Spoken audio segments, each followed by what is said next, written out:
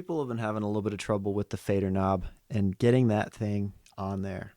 Let me show you a technique I found that actually lets you put the original fader knob in safely and securely. They did not design this very well. It doesn't want to fit on there very easily. So you're actually going to want to buy this Deoxit, and let me explain why. If you use the wrong lubricant on this, you can actually end up collecting dust in that electronic piece and cause it to have problems later on in the future. Using a lubricant like this will actually prevent that kind of stuff from happening. So if you're not looking to break your device in the future, you probably should use a electronic lubricant like Deoxit. I'm sure they carry this stuff at your local Walmart, but if you want to help me out, for those of y'all that want to, I'll provide a link in the description. We got the fader right here, and we got the little thing like this. First thing I'm going to do is open up this bad boy.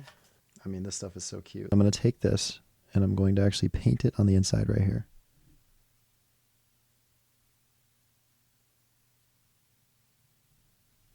And you don't need too much. And then what I'm going to do is I'm going to zoom in here. Now, I'm basically just going to take this, and I'm going to find it, and I'm just going to work it on there. And you're going to want to be very gentle, right? Don't push too hard, but just sort of wiggle it around, maybe go back and forth, and just very slowly push it on. The goal is just enough force to get it in there. It's almost on there. Just wiggle it on. There we go.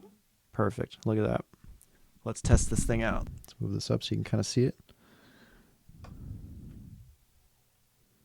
Perfect. That's how you install the fader without breaking it. Got to use some of this stuff. I totally recommend it. Hopefully this helps you out. Hopefully you don't break your fader like what some people have been doing. And good luck. Good luck out there.